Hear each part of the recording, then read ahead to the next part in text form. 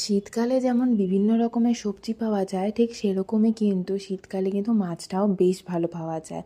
তো তাই আজকে ভাবলাম যে এই সব সবজি দিয়ে আর মাছ দিয়ে কেন না একটা রেসিপি বানানো যাক। আর তাই কিন্তু মা দেখো এখানে সবগুলো সবজি কেটে রেডি করে নিয়েছে। তো এখানে দেখো আলু, বেগুন, শিম, সাথে মূলো এগুলো ছিল। আর সবথেকে স্পেশাল যেটা ছিল সেটা হচ্ছে পেঁয়াজকলি, মানে এটার জন্যই কিন্তু আজকে তরকারিটার টেস্টটা একদমই অন্যরকম হবে।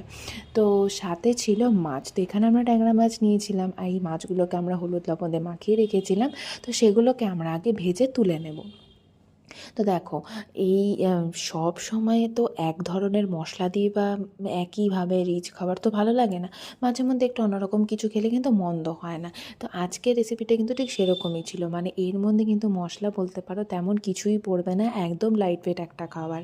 তো তার জন্য দেখো, মাছটা তো আমরা ভেজে তুলে নিয়েছি। এরপর সেই তেলের মধ্যেই আমরা শুকনো লঙ্কা আর রাঁধুনি ফোড়ন দিয়ে দিলাম।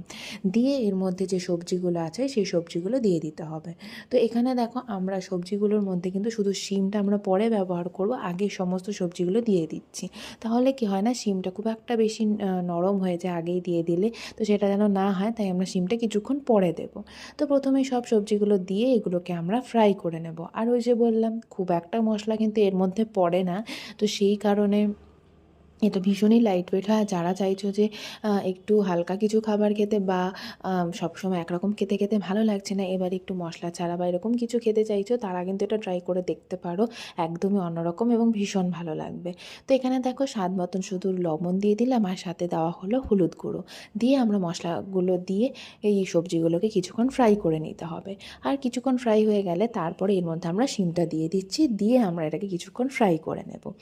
তো এর মধ্যে দেখো, আমরা না কিছুটা টমেটোও দিয়েছি, তোমরা যদি চাও স্কিপও করতে পারো। বা টমেটো দিলে কিন্তু বেশ একটা টক টক ভাব লাগে, বেশ ভালোই লাগে।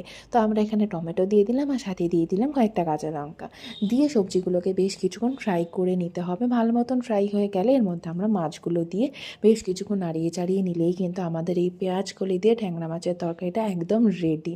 তো তোমরা কারা কারা এই রেসিপিটা আগে ট্রাই করেছো কমেন্ট সেকশানে অবশ্যই জানিও। আর তোমরা কি ছোটো মাছ খেতে পছন্দ করো, সেটাও কমেন্ট সেকশানে জানিও কিন্তু। তো দেখো, আমাদের তরকারি তো একদম রেডি। গরম গরম ভাতের সাথে এটা দারুণ টেস্ট লাগে।